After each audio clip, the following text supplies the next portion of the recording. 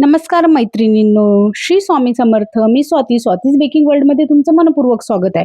तर आज होती मला एका हाफ केजी चॉकलेट केकची ऑर्डर.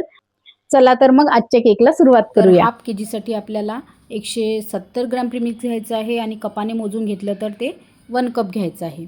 आणि आपल्याला त्याच्यासाठी 5 इंचाचा टीन घेऊन त्याला ऑइल ब्रशने ऑइल करून घ्यायचं आहे. आणि यात प्रीमिक्समध्ये थोडं थोडं पाणी ॲड करायचं आहे आपल्याला, एकदम पाणी ॲड करायचं नाही आहे.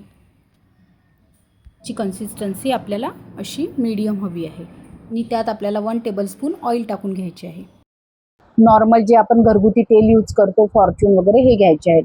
आणि ते बॅटर आपल्याला आपल्या हाफ केजीच्या टीनमध्ये टाकून घ्यायचं आहे आणि त्याला व्यवस्थित टॅप करून घ्यायचं आहे.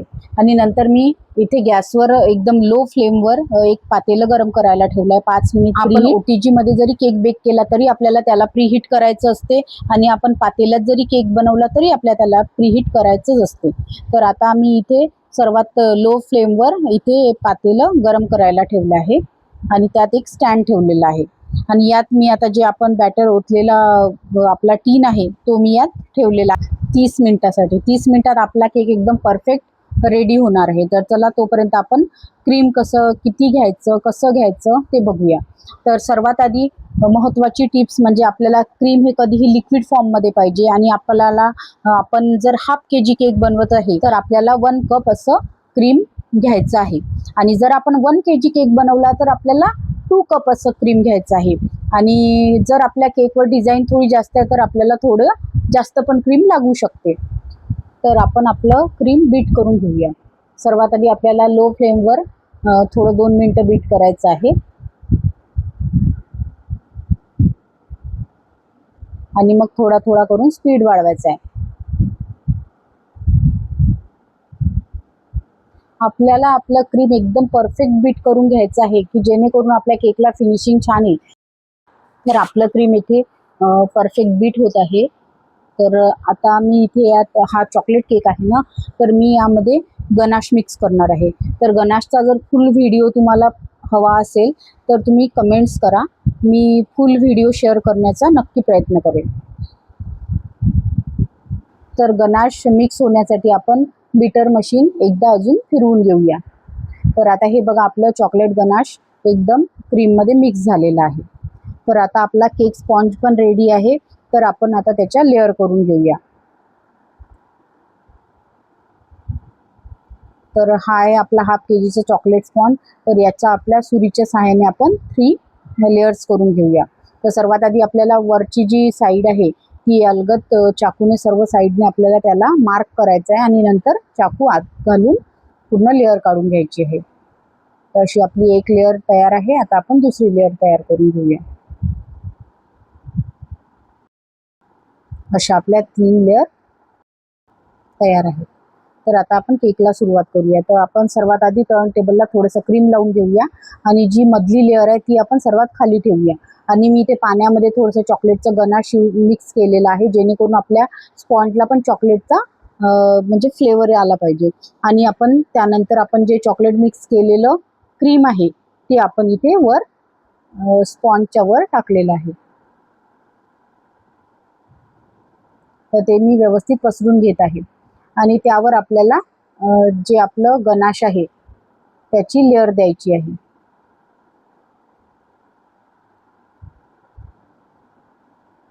आणि ते पण आपल्याला पॅलेट नाईफच्या सहाय्याने व्यवस्थित पसरून घ्यायचं आहे.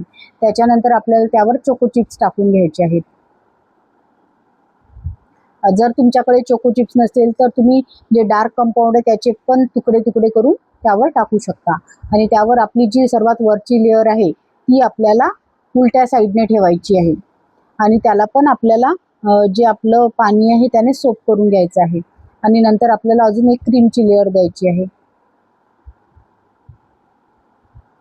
आणि ती क्रीम आपल्याला व्यवस्थित सर्वीकडे पसरून घ्यायचं आहे.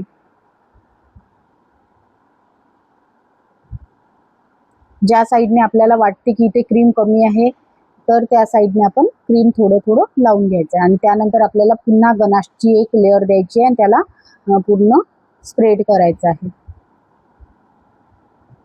नंतर आपल्याला पुन्हा त्यावर चोको चिप्स टाकून घ्यायचे आहेत.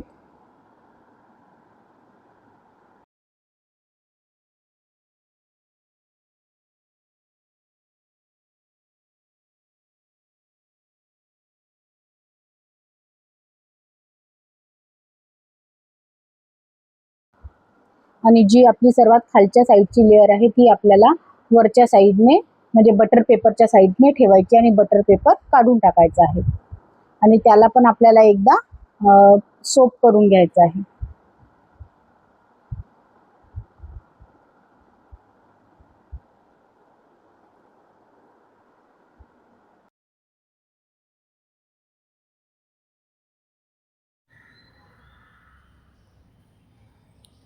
तर आता आपण साईडने क्रीम लावून घेऊया आणि साईडने केकला फिनिशिंग देण्याचा प्रयत्न करूया. स्पॅच्युलाच्या सहाय्याने आपल्याला थोडं थोडं क्रीम घ्यायचं आहे आणि 1 किंवा 2 लेअर थोडंसं आपण पसरवलं की पुन्हा घ्यायचं. असं थोडं थोडं करून त्याला पटकन फिनिशिंग येते. बघा, मी अजून क्रॅपर पण फिरवलेलं नाही आहे, पण त्याला आधीच फिनिशिंग आलेली आहे. आता तसंच आपल्याला वरच्या साईडने पण क्रीम लावून घ्यायचं आहे आणि स्पॅच्युलाने त्याला सर्व साईडने पसरवून घ्यायचं आहे.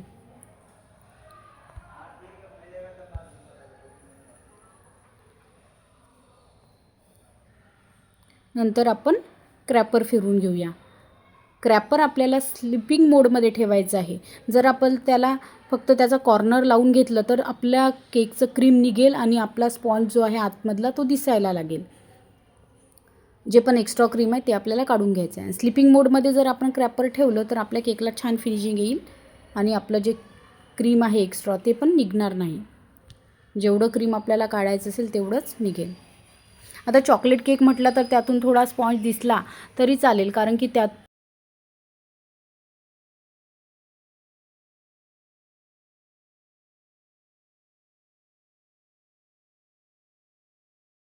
त्यावर आपण चॉकलेटने डेकोरेट करणार आहे, तर वरून पूर्ण चॉकलेट गनाशची लेअर येऊन जाणार आहे. तर हा बघा, आपला केक आता पूर्ण फायनल फिनिशिंग झालेली आहे. तरी पण जिथे जिथे मला वाटत आहे की माझा केकचा स्पॉन्ज दिसत आहे, मी तिथे तिथे क्रीम लावून पुन्हा एकदा क्रॅपर फिरवून घेत आहे. आणि एक्स्ट्रा जे पण क्रीम आपल्या वरच्या साईडने येत आहे ते आपल्याला काढून घ्यायची आहे. असं 2-3 वेळा आपल्याला क्रॅपरने फिनिशिंग द्यावीच लागणार आहे, तरच आपल्या केकला छान फिनिशिंग येईल.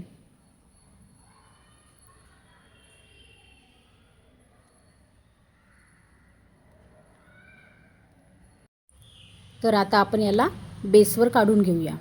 बेसवर काढण्यासाठी आपल्याला जो बेस आहे तो टर्नटेबलच्या खालच्या साईडने ठेवून केकला अलगद ओढून घ्यायचा आहे, उचलून नाही घ्यायचं आहे. आणि मधोमध आपल्या बेसवर ठेवायचं आहे. हे बघा, तर या केकची जी डिझाईन होती ती वरच्या साईडने व्हाईट कलरमध्ये होती, तर म्हणून मी इथे एका पायपिंग बॅगमध्ये व्हाईट क्रीम भरून घेतलेलं आहे आणि त्याला एक व्हाईट लेअर वरून दिलेली आहे.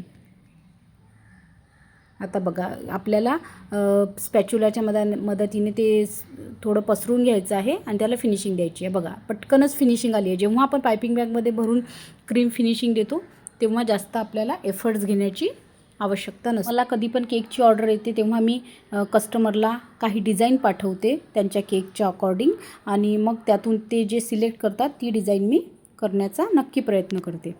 आणि मग मी याला नंतर मी साईडने लायनिंगचं क्रॅपर फिरवून घेतलेलं आहे आणि वर जी एक्स्ट्रा क्रीम आलेली आहे ती काढून घेतलेली आहे.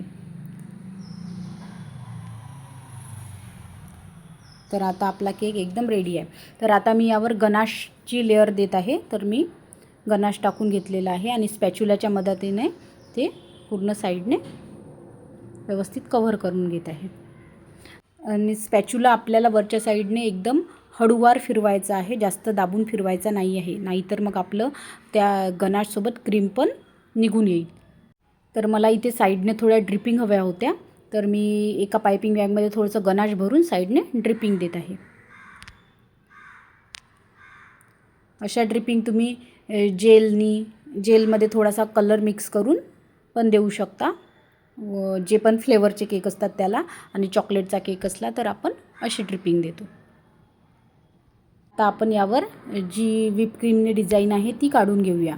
त्यासाठी मी एका पायपिंग बॅगमध्ये नोझल ठेवलेला आहे आणि त्यात क्रीम भरून घेतलेला आहे आणि व्हाईट क्रीमनेच मी डिझाईन काढून घेतलेली आहे.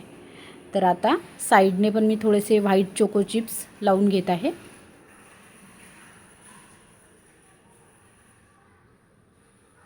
मी ज्या कस्टमरला डिझाईन पाठवल्या होत्या त्यापैकीच त्यांनी एक सिलेक्ट केलेली होती आणि तीच डिझाईन मी त्यांना बनवून देत आहे.